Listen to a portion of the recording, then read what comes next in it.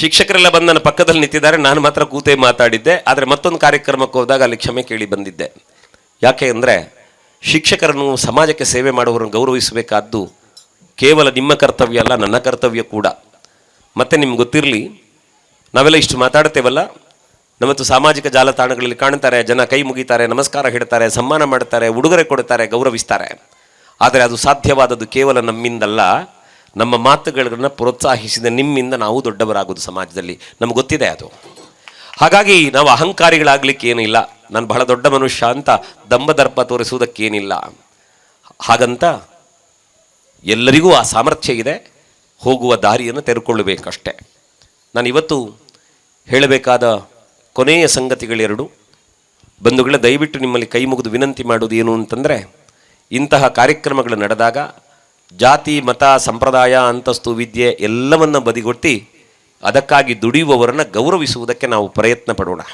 ಅದು ನಾವು ಮೊದಲು ಮಾಡಬೇಕಾದಂಥ ಕೆಲಸ.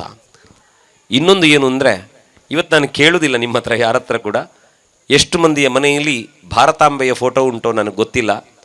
ಯಾರ ಮನೆಯಲ್ಲಾದರೂ ಒಂದು ವೇಳೆ ಭಾರತಾಂಬೆಯ ಫೋಟೋ ಇವತ್ತಿನವರೆಗೆ ತಂದಿಡಲಿಲ್ಲ ಅಂತಿದ್ದರೆ ಪ್ರಮಾದವಶಾತ್ ದಯವಿಟ್ಟು ಭಾರತಾಂಬೆಯ ಫೋಟೋವನ್ನು ನಾವು ದೇವರ ಕೋಣೆಯಲ್ಲಿಟ್ಟು ನಮ್ಮ ಮಕ್ಕಳಿಗೆ ತೋರಿಸಬೇಕು. ಯಾಕೆ ಅಂದರೆ ಭಾರತ ಅಂದರೆ ಬರಿಯ ಮಣ್ಣಲ್ಲ, ಭಾರತ ಅಂದರೆ ದೇವರು. ಭಾರತ ಅಂದರೆ ದೇವರು ನಡೆದಾಡಿದಂತಹ ಭೂಮಿ, ಮಹಾತ್ಮರಿಗೆ ಜನ್ಮ ಕೊಟ್ಟಂತಹ ಪಾವನ ಭೂಮಿ ಭಾರತ. ಹಾಗಾಗಿ ಭಾರತದ ಬಗ್ಗೆ ಒಬ್ಬ ಭಾವುಕ ದೇವರಲ್ಲಿ ಪ್ರಾರ್ಥನೆ ಮಾಡಿದ ಅಂತೆ, ನನಗೆ ಈಗ ಮನುಷ್ಯನಾಗಿ ಹುಟ್ಟಿದ್ದೇನೆ, ಇನ್ನೊಂದು ಜನ್ಮ ಅಂತ ಇದ್ದರೆ ನಾನು ಭಾರತದಲ್ಲಿ ಹುಟ್ಟಬೇಕು. ಒಂದು ವೇಳೆ ಮನುಷ್ಯನಾಗಿ ಹುಟ್ಟುವ ಭಾಗ್ಯ ನನಗಿಲ್ಲದೆ ಇದ್ದರೆ ಪ್ರಾಣಿ ಪಕ್ಷಿ ಆದರೂ ನಾನು ಭಾರತದಲ್ಲಿ ಹುಟ್ಟುತ್ತೇನೆ. ಆ ಭಾಗ್ಯವು ನನಗಿಲ್ಲ ಅಂದರೆ ಮರವೋ ಗಿಡವಾಗಿ ನಾನು ಹುಟ್ಟಬೇಕು. ಆ ಯೋಗ್ಯತೆಯೂ ನನಗಿಲ್ದಿದ್ರೆ ಬರಿಯ ಬಂಡೆಗಲ್ಲಾದರೂ ಚಿಂತಿಲ್ಲ, ಭಾರತದಲ್ಲಿ ಹುಟ್ಟಬೇಕು ಅಂತ ಪ್ರಾರ್ಥಿಸಿದನಂತೆ. ಯಾಕೆ ಅಂದರೆ ಭಾರತದಲ್ಲಿ ಬಂಡೆಗಲ್ಲಾಗಿ ಹುಟ್ಟಿದರೂ ಕೂಡ ಅಯೋಧ್ಯೆಯ ಗುಡಿಯಲ್ಲಿ ರಾಮನಾಗುವುದಕ್ಕೆ ಸಾಧ್ಯ ಆಗ್ತದೆ ಬಂಧುಗಳೇ. ಅದು ಯೋಗ್ಯತೆ. ಅಲ್ಲದೆ ಇದ್ದರೆ ಗರ್ಭಗುಡಿಯಲ್ಲಿರುವ ಶಿವಲಿಂಗ, ಅಲ್ಲಿ ಕುಳಿತ ಗಣಪತಿಯ ವಿಗ್ರಹ, ಅದು ಭಾರತದ ಕಲ್ಲದು. ಆದರೆ ಯೋಗ್ಯನಾದಂತಹ ಶಿಲ್ಪಿಯ ಕೈಗೆ ಸಿಕ್ಕಿದರೆ ಬಂಡೆ ಭಗವಂತನಾಗುವುದಾದರೆ ಅದು ಭಾರತದಲ್ಲಿ ಸಾಧ್ಯ ಆಗುತ್ತದೆ. ಆ ಕಾರಣಕ್ಕೆ ಆ ಪ್ರೀತಿ ಇರಬೇಕು. ಇನ್ನು ಇವರಿಗೆಲ್ಲ ಪ್ರೇರಣೆ ಕೊಟ್ಟವರು ರಮಿತಾ ಅವರು ಅಂತ ಬಹಳ ಅಭಿಮಾನದಿಂದ ಹೇಳಿದ್ದಾರೆ. ಬಂದು ಸಾಲಿನಲ್ಲಿ ನೀವೊಮ್ಮೆ ಸೇರಿಕೊಳ್ಳಿ ಅವರ ಜೊತೆಗೆ. ಬಂಧುಗಳೇ, ಇಷ್ಟು ಮಾತ್ರ ಹೇಳಬಲ್ಲೆ.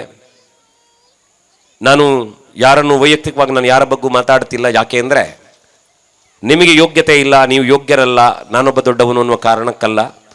ನಿಮ್ಮ ವ್ಯಕ್ತಿತ್ವದ ಶ್ರೇಷ್ಠತೆಯನ್ನು ಅರ್ಥೈಸಿಕೊಳ್ಳದೇ ಇರುವಂತಹ ದೌರ್ಬಲ್ಯ ನನ್ನದಾಗಿದ್ದಿರಬಹುದೇನೋ. ಹಾಗಾಗಿ ಅನ್ಯತಾ ಭಾವಿಸದೆ ಎಲ್ಲರನ್ನ ಗೌರವಿಸ್ತಾ ಸಾಗೋಣ.